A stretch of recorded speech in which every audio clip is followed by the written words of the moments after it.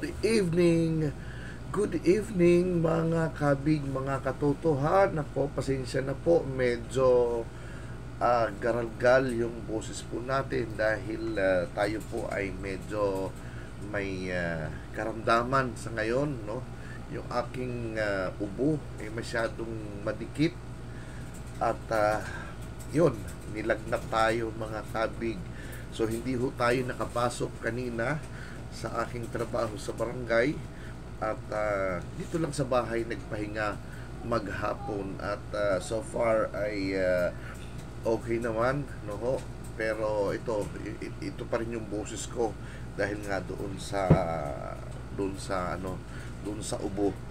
Alright, mga kabig, so sa ganap na alas 7:23 ng gabi ay ito po, tayo po ngayon ay of course magkukwento mainit-init na balita patungkol po sa BSKA 2025. Kumusta na ba?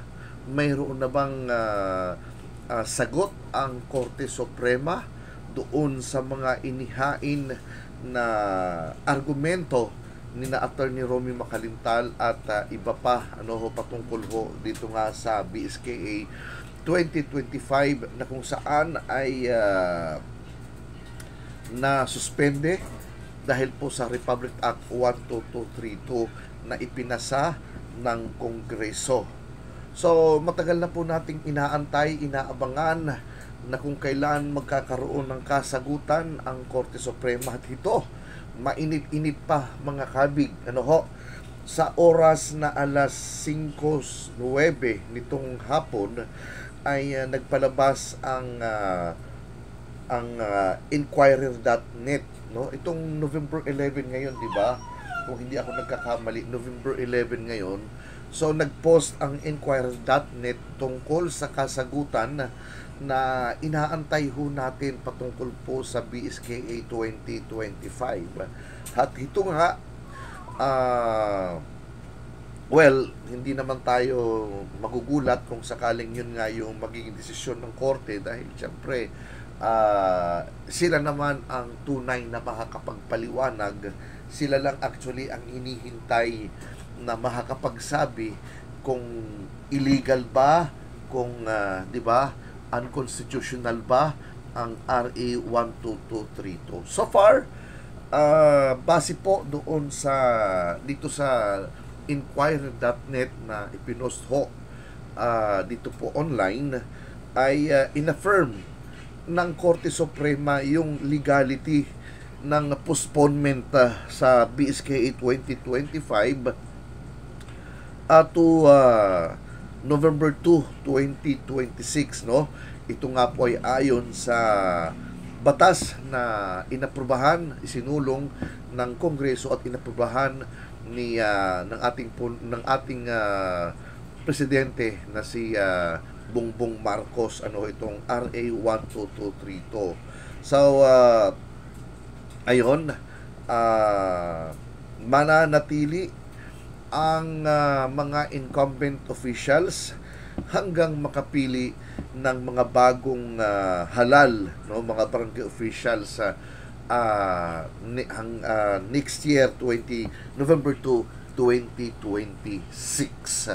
So maliwanag po 'yan, hindi naman sinabi diyan na hold over capacity, no, hindi naman sinabi na hold over capacity, kundi ang sinabi ay mananatili ang mga incumbent officials hanggang makapili ng mga bagong barangay officials until next year of November 2, 2026.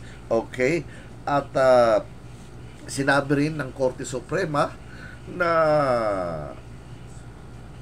ayon, no, sa konstitusyon, tanging ang Kongreso ang may otoridad o kapasidad na ipaliwanag, no, ang term ng or duration ng mga barangay officials base sa Article 10 ng Section 8 ng Konstitusyon, no?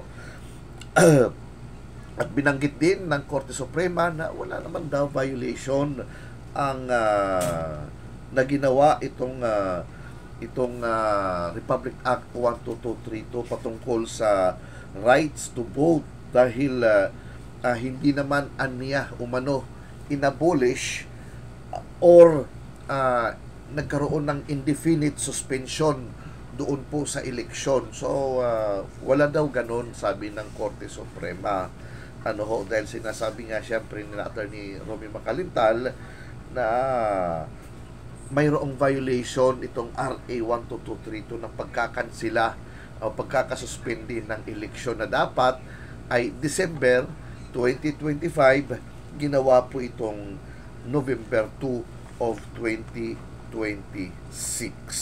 Sinabi ng Korte Suprema na wala namang binago doon, kundi ang nagkaroon lang ng pagbabago doon sa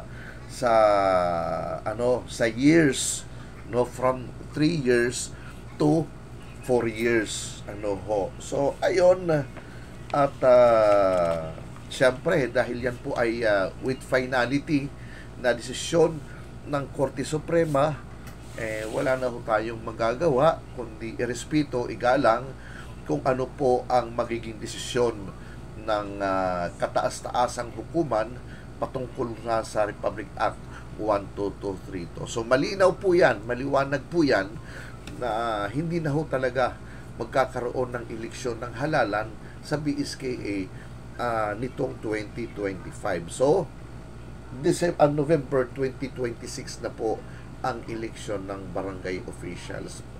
Okay lang yun, So sabi nga doon sa narinig kong mga nagpa-vlog din na mas maganda nga ito dahil yung mga nagbabalak na tumakbo sa pambarangayan has enough time makapaghanda, makapagpakilala pa sa constituents nang sa ganon ay sila naman ang mapaborang makapwesto, makapaglingkod sa pagkakataon na yon sa November 2, 2026. Okay? So, nung mga nakaraang topics natin dito sa Ikaw at Barangay, mga kabig, pinaliwanag ko rin din, inano ko rin din yung magiging sitwasyon kung November 2, 2026 dahil yun po ay araw ng mga patay at ito nga nagdaang November 1 hanggang November 2 ay nag-celebrate tayo ng Undas at syempre may mga taga Maynila pupunta sa probinsya para dumalaw sa kanilang mga namayapang kamag-anak, yung taga probinsya pupunta ng Maynila para makiramay din, magkaroon ng pagkakataong mabisita, madalaw ang mga namayapang mga kamag-anak. So tinanong ko kung ano kaya ang magiging sitwasyon doon, magkakaroon kaya ng makakabuto kaya ang lahat. Sabi ko nga na siguro ang mangyayari diyan, magkakaroon ng minority ng tawag nito minority wing. Papaano halimbawa sa 100 na botante sa isang community, sa isang barangay, dahil nga sa pista opisyal, so yung iba pupunta ng probinsya, yung iba galing probinsya pupunta ng Maynila.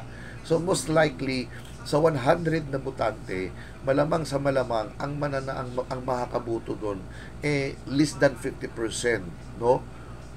okay lang kung less than or more than 50%, pero kung less than 50% medyo minority win po yun, So ibig sabihin nanalo sila ng hindi majority, na nakaboto ang karamihan kasi nga pista opisyal.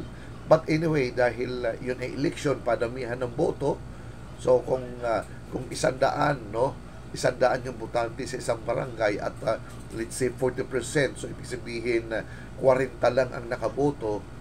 Kung makakakuha ng boto doon ay 38, yung 38 yung kapitan, tapos yung kalaban niya is 2 lang, so mananalo pa rin din siya, winner pa rin din siya, 38 versus 2, diba? Pero yun ang sinasabi ko, minority, kasi hindi lahat ng mga botante ay yung 100 na yun ay hindi nakaboto.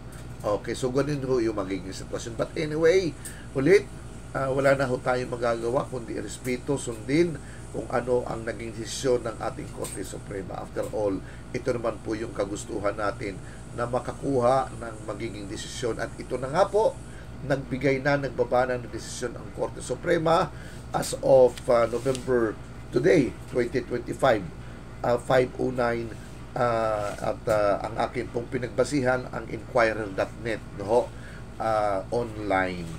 So yun lamang mga kabig, maraming salamat po mga katoto sa inyong patuloy na pagsama sa akin dito po sa Ikaw at Barangay kasama si Barangay Secretary Imog. Nagpapasalamat sa inyo ha, at patuloy pong suportahan ang aking mga pinopost. Maraming salamat ngan maupay nga gabi haton nga tanan.